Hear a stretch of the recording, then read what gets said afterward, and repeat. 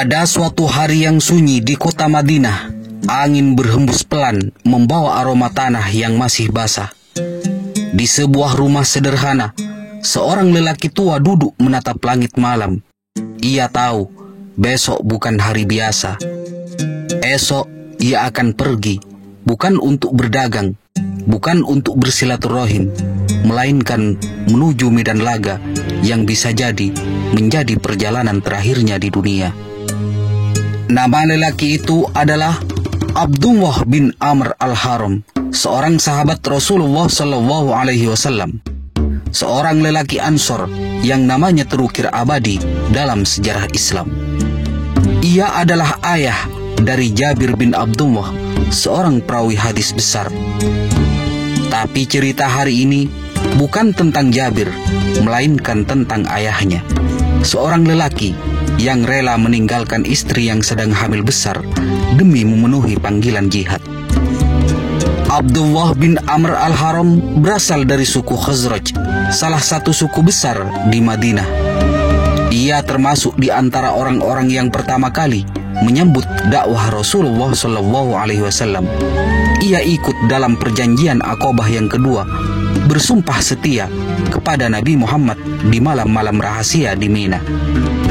Ia dikenal sebagai seorang yang saleh, tenang dan matang. Meski tak banyak disebut dalam riwayat-riwayat populer, ia memiliki posisi mulia di kalangan sahabat. Jabir bin Abdullah putranya menjadikannya panutan dalam banyak hal. Tahun ketiga Hijriah, pasca kemenangan gemilang di Perang Badar, kaum Quraisy bertekad membalas dendam. Mereka bergerak menuju Madinah dengan lebih dari 3.000 pasukan. Rasulullah Shallallahu Alaihi Wasallam dan para sahabatnya pun bersiap menyambut ancaman. Di Madinah, suasana mulai tegang. Kaum laki-laki dewasa mendaftar untuk ikut perang, termasuk Abdullah bin Amr al-Haram. Meski usianya telah lanjut dan kesehatannya menurun, semangatnya tak pernah surut. Tapi ada satu hal yang membuat kepergiannya terasa berat. Istrinya sedang mengandung besar dan putranya Jabir masih sangat muda. Jabir berkata kepada ayahnya, "Ayah, izinkan aku yang pergi. Ibu sedang menunggumu. Kondisimu juga belum pulih benar. Biarkan aku yang membela Rasulullah Shallallahu Alaihi Wasallam." Abdullah ayahnya menjawab, "Anakku, aku telah meminta kepada Rasulullah agar engkau tetap tinggal. Ibumu membutuhkanmu jika aku tak kembali. Tapi untukku, aku tak bisa tinggal diam saat panji Islam dipanggul."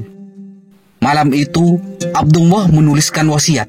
Ia serahkan kepada Jabir. Dan sebelum fajar menyingsing, ia berpamitan kepada istrinya yang hanya bisa menahan tangis.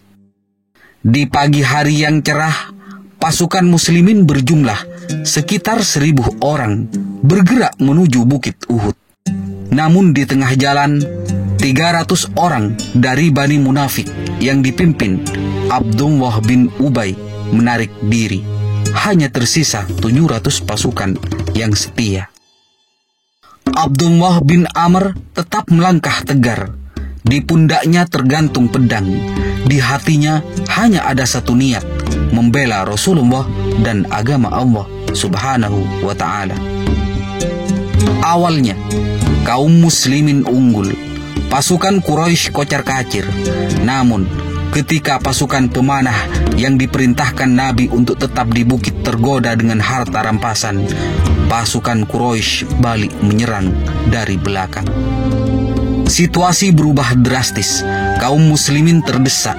Abdullah bin Amr tak mundur. Ia bertempur gagah berani hingga tubuhnya roboh oleh tusukan tombak. Ia wafat di tempat, mati dalam keadaan syahid. Di Madinah, Jabir kembali membawa kabar duka. Ayahnya telah syahid. Ia peluk ibunya yang menangis dalam diam. Tak lama, bayi itu lahir, seorang anak yang tak sempat menatap wajah ayahnya.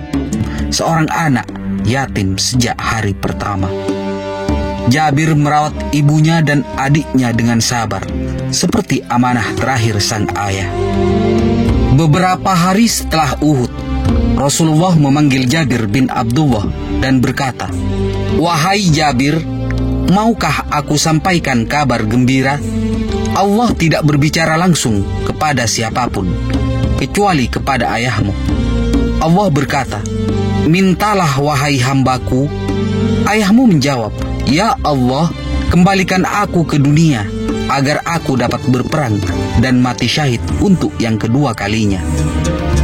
Allah menjawab, 'Telah aku tetapkan bahwa mereka yang gugur tidak akan kembali ke dunia.' Jabir menangis. Ia tahu ayahnya telah mendapatkan kehormatan yang luar biasa, syahid, dan diperkenankan berbicara langsung kepada Rabb semesta alam. Abdullah bin Amr al-Haram tidak meninggalkan harta, tapi ia meninggalkan keteladanan. Ia mengajarkan bahwa cinta kepada Allah dan Rasul-Nya mengalahkan cinta dunia. Ia tinggalkan keluarga demi akhir yang mulia. Putranya Jabir bin Abdullah tumbuh menjadi salah satu perawi hadis terbesar. Ia mewarisi keberanian, kesabaran, dan ilmu dari ayahnya.